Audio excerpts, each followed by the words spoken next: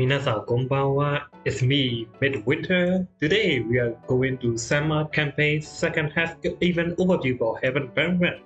I would say the first event with the new story about Monaga story is actually pretty good. I actually pretty like it. So I want to see what are they going to do in the second half. I do not expect a lot of content from this, but I will forward this here. We know who are we going to get, so let's get right into it. The second event, the second half event start at August 7th. We have new recruitment, new memoria about Mari Sasuke, Eva Mari, and the Swimsuit Aina. So we going to talk about those memoria in a bit. And we are event story recommendation for this story. If you haven't done it, I recommend do so. And we got a semi-login campaign where you can get 1,500 coins. We need it. And there's also a collaboration teaser campaign. I do not know what kind of collaboration they're going to do. If I remember, if they're going to do a collaboration, it's only going to be 3 collaborations that in mind. NJB number 3 or NJB 3 or the baseball event that they had with some kind of the IP. I forgot what IP it is, the baseball event, or Persona 5. But Persona 5 is more likely not going to happen because like it literally came out over a month ago in Japanese summer. So I only think if the collaboration they're going to do, it has to be NJB 3 or again NJB 3 or again the baseball collaboration. If I would be so fucking surprised if they did not fucking make an NJB 3 and made a baseball collaboration. I would fucking piss. We need NJB 3. NJB 3 should come around like ages ago and they have it happen. Like what the fuck? Anyway, we're going to have another collaboration teaser campaign as well, where we get a 10 recruitment ticket, which is okay. But I do prefer they give it a little bit more cost. But like the game is kind of stinky with cost, but it's doing better. It's doing better. The game as a whole doing better, and we're going to have a new event, new recruitment. We got a really good banner. We got a pay cost exclusive summer campaign banner, which is for those who like to waste their money. Probably will say this is not a good place to spend the money. We got a late summer off scale training for this where your off scale going to have a high mastery rate. I would say it's pretty good to stand all your stamina in this type of period. We got a web shop exclusive selection ticket where if you hate your money and you're going to spend your money, I think the best way to spend your money is the web shop, right? So like it has a little bit more better deal than the actual game shop. So if you want to waste your money, then I would recommend wasting it in a web shop. So now let's get it all the way. We are going to talk about a new unit about Mari and Aina. So let's talk about let's talk about Mari first. She is a debuffer, SS debuffer. So what is she does? So she does single target defend down as one single target fragile die. Pretty weak to be honest. But she has 10 skill cost ES skill and she has no limit in the skill. Which means that the second time you use the skill is going to be single target defend down, single target fragile respect down, and another single target defend down. I think there is a permanent defend down, I believe. Because like there is no time limit. Okay, good. The third time she uses it, she will lower a single target defend down, single target fragile, a single target defend down. It's okay, it stay okay because like, it's not a lot, right? It doesn't change anything that much. So it is the same. However, after you use the 4th time and now, she go to lower a defend down, which is permanent, and she go to lower single target fragile, and you go to lower single target defense for 2 turns. 2 turn fragile and 2 turn single target for only 10 skill point. Again, you do have to go for it to get at least 4 to use 4 times. But nowadays, but it's not that hard to use 4 times in the skill because I'll talk about why she can use this skill. But okay, this look pretty good. It's basically similar to healer evil Nico technique, which you get more heal the more time you use, and also the same with let's say as well you get defense and mind's eye we're gonna strike ability where the more time you use with her. Where it's basically the same with it. This is why they're going to go with the evil thing, right? Aside from Bungo and Unison Waki, we have a couple. Yeah, we'll talk about her later. And I would say this is a pretty good skill. And she has another skill we call grant an additional tail a subcell. So which means she will grant extra turn to all frontline units. So she will give every single frontline unit an extra turn. If you have Urina, it is known to be really fucking good. And she also give her a self additional turn. So every single unit in the front line will get an extra turn, including her. This said that this except her, but again, the next line is that she get a self extra turn. So I think all your ally going to get an extra turn first. After that, you go to get an extra turn. I think that is how all going to work. I think it's pretty good. Her resonant ability is, which I believe you increase your own attack power by 40%. It go up to, if you have max limit, it go up to 70%, but increase all 40 power by attack percent is not the best thing in the world. It's more damage, but it's not the best thing in the world. So that is fine. Her resonant ability is fine, and she has self-silent Yamawaki when she is in the battlefield, you immediately get Yamawaki skills. Again, she is another addition to Yamawaki team.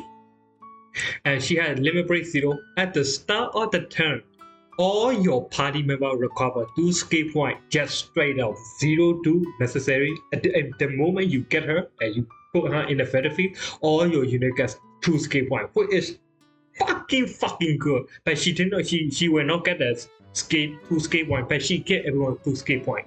So that is actually fucking broken limit break per se. Which you don't even have to limit break, right? If you have her, then you get it.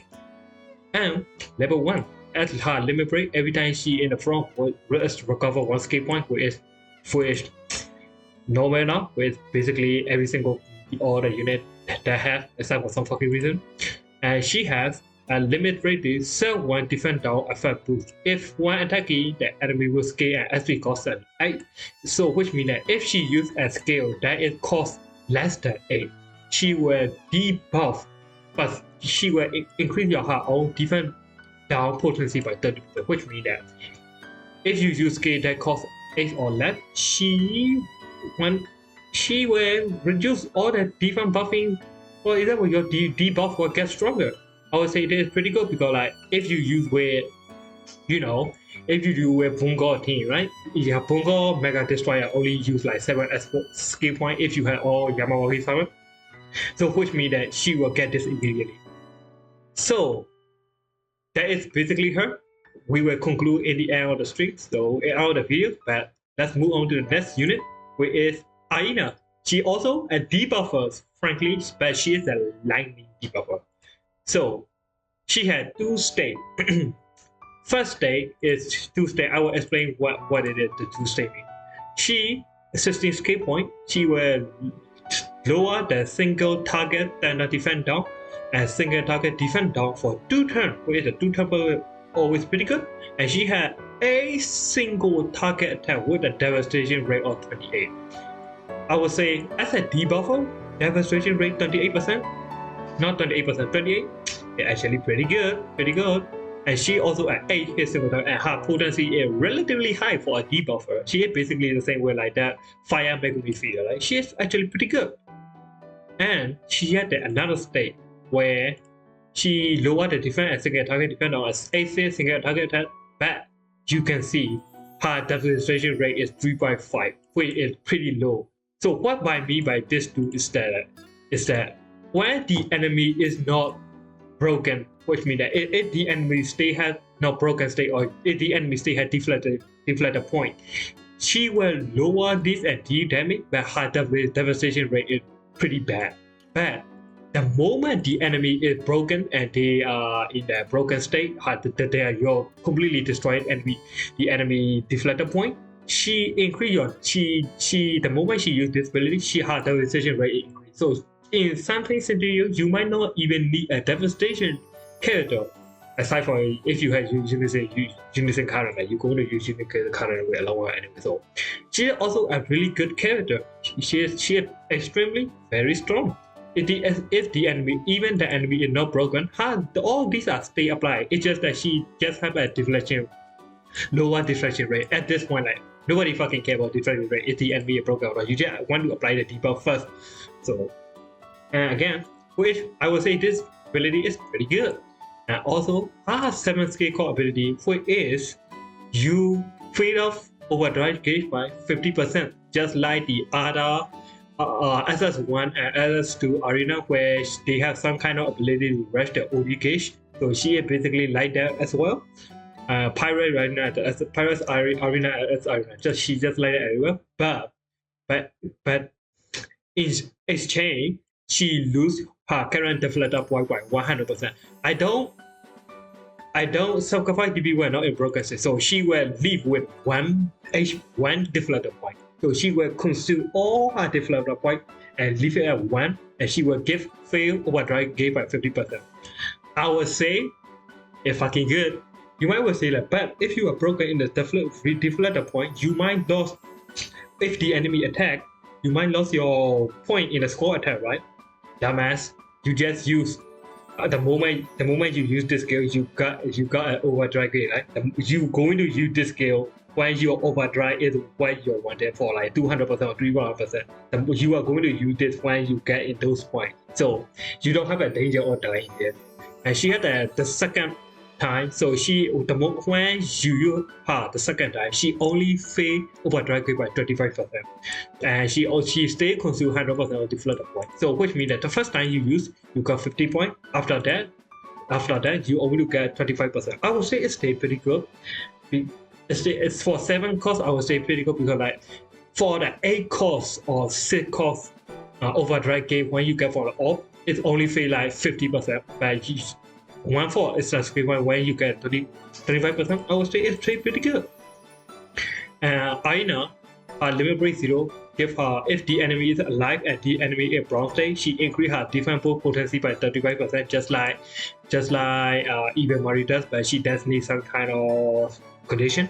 And her limit break is say the same. In the front line, she get one extra skill point. Her limit break 3 is like if the enemy is alive and this player is stay active and the enemy is in down state, her devastation rate increased by 50%. So it's her limit. If the enemy, for example, if you had the limit break 3, this devastation potency were really noticeable. I would say, is she good? Yes. Is she skippable? Yes. Because like she is better than whoever lower the 10 defense right now, but she is better than whoever lower the 10 defense right now, but you can skip her without having a problem with identity. The only thing she provides is her extra overdrive gauge. That is the only utility she has. I will not say she is not good. She is pretty good. If you have her, you're going to use her in the identity. Like, it's not like she is not necessary, but if you have her, you're going to use her. So Mari, I would say, pretty fucking good. Pretty fucking good. She might be more debuffs, generalized debuffer in the game. She might be the best. She is literally the best. She gave you extra time. She gave you escape point to start with. She even gave you the thing that you need the most in the Bungo team, which is single target resistant or single target. She is basically Mia on crack, right? She is basically that force Mia on crack. So, in conclusion, should you summon for these 2 units? My question is, yes, actually, you should. If you don't have, for example, if you have Mia and that SS1 Fubuki, I wouldn't say they are not necessary. I would say Aina is not necessary, but Mari is actually kind of crap. It's really hard to skip her because like in the future, and they already announced that they collaboration going to happen. We don't know what collaboration they're talking about. I surely fucking hope so. It was like Angel B3, so I can fucking say. But in the future, we're going to get an elemental umbrella unit, which means that we're going to lose a lot of our budget in there, and we're going to get a chapter 5 story. So we're going to get a lot of unit as well. The lately they've been fucking releasing a lot of fucking broken units. I would say Mari as a character, pretty fucking good. If you want to summon her, if you can spare a little bit of gem that you can also save for the future, I would recommend saying yes, Mari is a must summon. Arina is nice to have, but if you have her, she is pretty good. It is really hard to scale her, guys. Like I just can't. Like, it's really hard to scale. So I guess that's everything I cover about today. If you're going to summon for Mari, good luck.